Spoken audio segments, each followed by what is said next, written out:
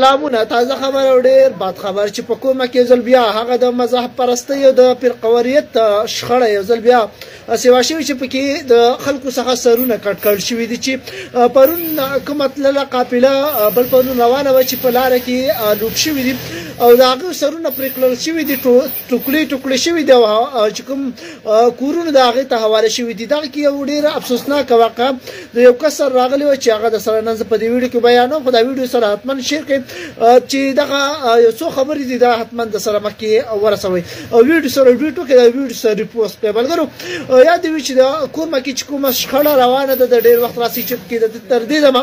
د 500,000 څخه ډېر زیات مړه شوي دي چې پکې تر دې دمه لا هم د امن معاهدې سره اوس هم بدامني شروع ده چې پکې پرونه بل پرونه چې کومه شخړه منځ ته واقع راغلې وه چې پکې د ډرایور څخه یا د نورو کسانو څخه هم سرونه کټ شوي دي یو کس و چې د دوبۍ څخه راغلی په پېښور کې قیام و چې هلته یې اوسېدو چې په لارې بندیز له وجې کور ته نشو تللی چې هغه اخر تنګ شو او د دغه تنګوالي له وجې چې کوم د هغه د ډرایور سره په طریقه کار باندې چې کوم د کورمې ته روان شو خو په لاره کې هغه هم ووجل شو سر د پرې کړی شو چې تاسو ته په دې تصویر کې ښکاري همدغه وړکي بچیان دي بل اړخ ته چې کوم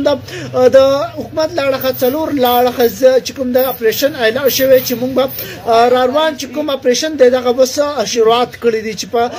ګڼ شمېر سره د پاکستاني سکیورټي دا چې کوم دا هغه کورم ته رسېدلي دي او پکې تقریبا د اپریشن تیاری شروع دي په دغه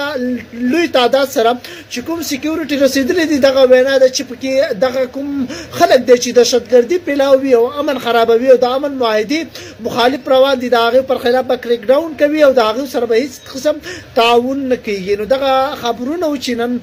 دغه ډېر افسوسناک واقعي منځته راغلي دي نو الله دې وکړي چې زموږ ستاسو په وطن کښې یا په پښتنو وطن کښې یا په ټولو مسلمانانو وطن کښې امن راشي او دغه چې کومې دهشتګردۍ واقعي راځي دغه کومه مرګونه راځي